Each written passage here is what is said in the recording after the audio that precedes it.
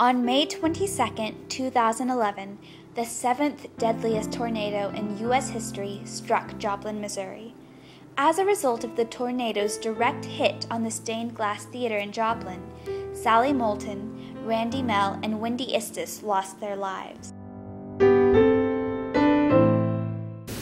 It's an experience that I'll never forget, that's for sure. It's a tragedy that we lost the people that we did. It's a miracle that so many of us made it out of there alive. Yeah, that's the thing that's so amazing about the theater. When you saw the building, that anyone walked out of there without injury is just purely by the grace of God. Sally was an amazing woman. She was always happy and always seemed to smile. She was a real character. You fell in love with her from the minute you met her. Every time we were back there, she'd always reach up where her little cubby back there was and give everyone a mint, and she was always smiling and always laughing.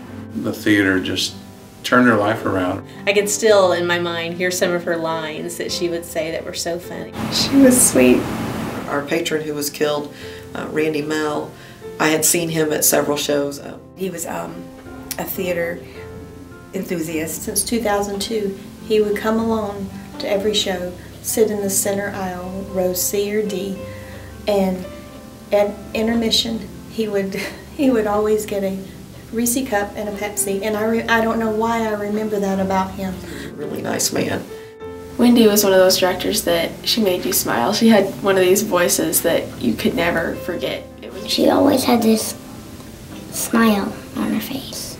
She was a lot of fun. We had a blast together. She had this bubbly personality. She was strict, but she was a very sweet lady. And I really am happy that I got to hold Wendy's hand and tell her that I loved her and tell her that God was with her. She was really nice. I loved her very much.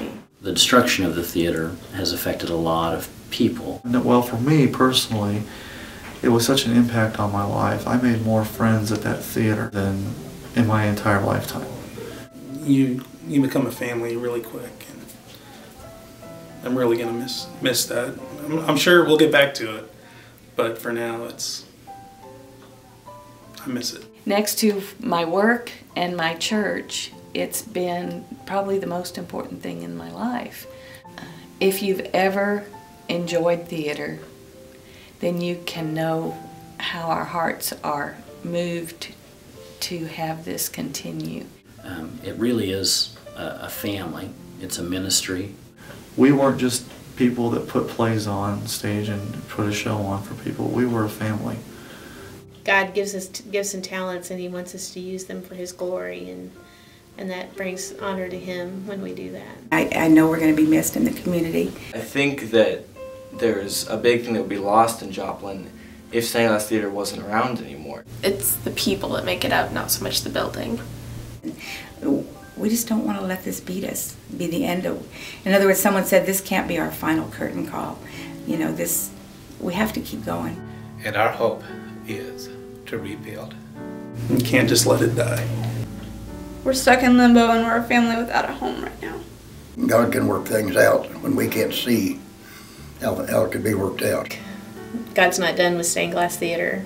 And that something very special is not here anymore, but it can be, and we want it to be, and we want to keep honoring the Lord on the stage of stained glass, wherever that is. God is just amazing how He works through His body, and His body is not just located here in Joplin, it's around the world. This is not just theater as you would think, like you go to Broadway or you go to New York.